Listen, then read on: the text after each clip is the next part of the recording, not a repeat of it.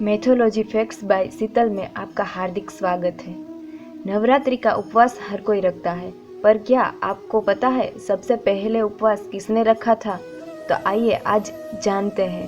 नवरात्रि व्रत कथा के अनुसार एक समय बृहस्पति जी ने ब्रह्मा जी के समक्ष चैत्र व आश्विन मास के शुक्ल पक्ष में पड़ने वाले नवरात्र का महत्व जानने की इच्छा बताई।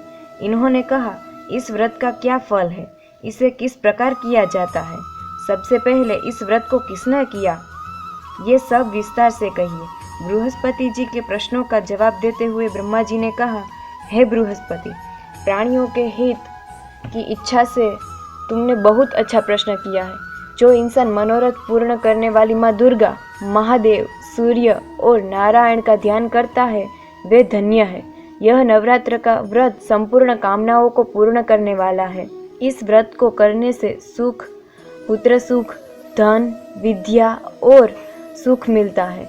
इस व्रत को करने से रोग दूर हो जाते हैं, घर में समृद्धि की वृद्धि होती है, बंध्या को पुत्र प्राप्त होता है, समस्त पापों से छुटकारा मिल जाता है। जो मनुष्य इस नवरात्रि व्रत को नहीं करते वह अनेक दुखों को भोगता है।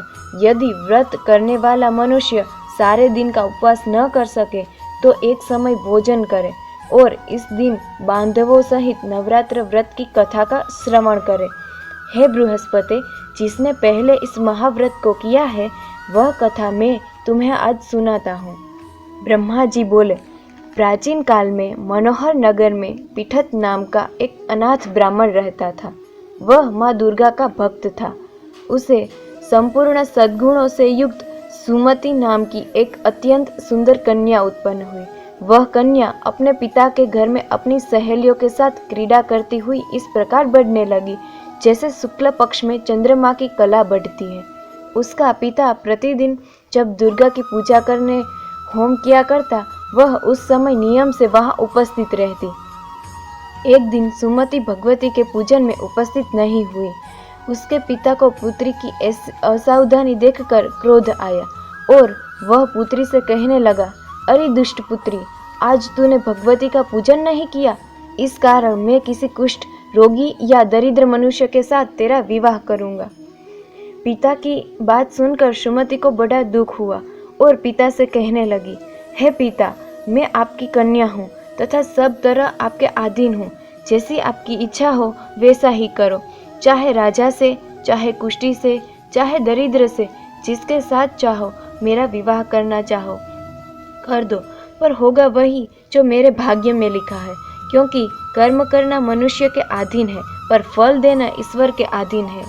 कन्या के निर्भयता से कहे हुए वचन सुन उस ब्राह्मण ने क्रोधित हो अपनी कन्या का विवाह एक कुष्ठी के साथ कर दिया और अत्यंत क्रोधित हो पुत्री से कहने लगा, हे पुत्री, अपने कर्म का फल भोगो, देखे भाग्य के भरोसे रहकर क्या करती हो। पिता के ऐसे कटु वचनों को सुन सुमति मन में विचार करने लगी, ओहो, मेरा बड़ा दुर्भाग्य है जिससे मुझे ऐसा पति मिला। इस तरह अपने दुख का विचार करती हुई वह कन्या अपने पति के साथ वन में चली गई और डरावने कुशायुक्त उस निर्जन वन में उन्होंने वह रात बड़े कष्ट से व्यतीत की। उस गरीब बालिका की ऐसी दशा देख देवी भगवती ने पूर्व पुण्य के प्रभाव से प्रकट हो सुमति से कहा, हे दिन ब्राह्मणी, मैं तुझसे प्रसन्न हूँ, तुम जो चाहो सो वरदान मांग सकती हो। भगवती दुर्गा का यह वचन सुन ब्राह्मणी ने कहा, आप कौन है, वह सब मुझसे कहो। ब्राह्मणी का ऐसा वचन सुन देवी ने कहा कि मैं आदि शक्ति भगवती हूँ और मैं ही ब्रह्म विद्या व सरस्वती हूँ। प्रसन्न होने पर मैं प्राणियों का दुख दूर कर उनको सुख प्रदान करती हूँ। हे ब्राह्मणी, मैं तुझ पर तेरे पूर्व जन्म के पुण्य से प्रभाव से प्रसन्न हूँ। तुम्हारे पूर्व जन्म का वृतांत सुनाती हूँ, सुनो। तू पूर्व जन्म में निषाद की स्त्री थी और अति पतिव्रता थी। एक दिन तेरे पति निषाद ने चोरी की। चोरी करने के कारण तुम दोनों को सिपाहियों ने पकड़ लिया और जेल खाने में कैद कर दिया। उन लोगों ने तुझको और तेरे पति को भोजन भी नहीं दिया। इस प्रकार नवरात्र के दिनों में तुमने न तो कुछ खाया और न जल भी पिया। इस प्रकार 9 दिनों तक नवरात्र का व्रत हो गया। हे ब्राह्मणी, उन दिनों में जो व्रत हुआ, इस व्रत के प्रभाव से प्रसन्न होकर मैं तुम्हें मनोवांछित वर देती हूँ। तुम्हारी जो इच्छा हो सो मांगो। इस प्रकार दुर्गा के वचन सुन ब्राह्मणी बोली, अगर आप मुझ पर प्रसन्न हैं तो हे दुर्गे, मैं आपको प्रणाम करती हूँ। कृपा कर मेरे पति का कोढ़ दूर करो। देवी ने कहा, उन दिनों तुझने जो व्रत किया था, उस व्रत का एक दिन का पुण्य पति का कोढ़ दूर करने के लिए अर्पित करो। उस पुण्य के प्रभाव से तेरा पति ठीक हो जाएगा। इस प्रकार देवी के वचन सुन वह ब्राह्मणी प्रसन्न हुई और पति के निरोगी करने की इच्छा से जब उसने तथास्तु ऐसा वचन कहा, तब उसके पति का शरीर भगवती दुर्गा की कृपा से कुष्ठ रोग से रहित हो गया। वह ब्राह्मणी पति को देख देवी की स्तुति करने लगी, हे दुर्गे, आप दुर्गति को दूर करने वाली, तीनों लोकों का संताप हरने वाली, समस्त दुखों को दूर करने वाली, रोगी मनुष्य को निरोगी करने वाली, प्रसन्न हो मनोवांछित वर देने वाली और दुष्टों का नाश करने वाली जगत माता हो। हे अम्बे, मुझ निरपराध अबला को मेरे पिता ने कुष्ठी मनुष्य के साथ विवाह कर घर से निकाल दिया। पिता से तिरस्कृत निर्जन वन में विचर रही हूँ। आपने मेरा इस विपदा से उद्धार किया है। हे देवी, आपको प्रणाम करती हूँ, मेरी रक्षा करो। उस ब्राह्मणी की ऐसी स्तुति सुन देवी बहुत प्रसन्न हुई और ब्राह्मणी से कहा, हे ब्राह्मणी, तेरे उदालय नामक अति बुद्धिवान, धनवान, कीर्तिवान पुत्र शीघ्र उत्पन्न होगा। ऐसा वर देकर देवी ने ब्राह्मणी से फिर कहा कि और जो कुछ तेरी इच्छा है वह मांग ले। सुमति ने कहा कि हे भगवती दुर्गे, अगर आप मुझ पर प्रसन्न हैं तो कृपा मुझे नवरात्र व्रत की विधि का विस्तार से वर्णन करें।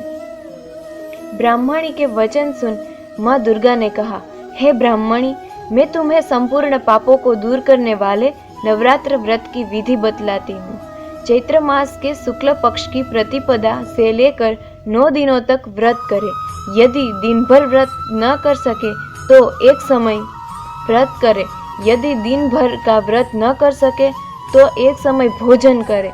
शुभ मुहूर्त में घट स्थापना करे और वाटिका बनाकर उसको प्रतिदिन जल से सींचे। महाकाली, महालक्ष्मी और महासरस्वती की मूर्तियां स्थापित कर उनकी विधि सहित पूजा करे। बीजोरों के फल से अर्घ्य देने से रूप की प्राप्ति होती है। जायफल से अर्घ्य देने पर कीर्ति, दाख से कार्य की सिद्धि होती है। आंवले से सुख की प्राप्ति और केले से अर्घ्य देने से आभूषणों की प्राप्ति होती है। इस प्रकार पुष्पों व फूलों से अर्घ्य देकर व्रत समाप्त होने पर 9वें दिन विधि विधान हवन करे। खांड, घी, गेहूं, शहद, जौ, तिल, बिल्व, नारियल, दाख और कादम्ब जैसी विभिन्न सामग्रियों से हवन करे। आंवले से कीर्ति की और केले से पुत्र की, कमल से राज सम्मान की और दाखों से संपदा की प्राप्ति होती है। खांड, घी, नारियल, शहद, जौ और तिल तथा फलों से होम करने से मनोवांछित वस्तु की प्राप्ति होती है। व्रत करने वाला मनुष्य इस विधि विधान से होम कर आचार्य को अत्यंत नम्रता के साथ प्रणाम करे और यज्ञ की सिद्धि के लिए उसे दक्षिणा दे। इस प्रकार बताई हुई विधि के अनुसार जो व्यक्ति व्रत करता है उसके सब मनोरथ सिद्ध होते हैं। इसकी तनिक भी संदेह नहीं है। इन 9 दिनों में कुछ दान आदि दिया जाता है, उसका करोड़ों गुना फल मिलता है।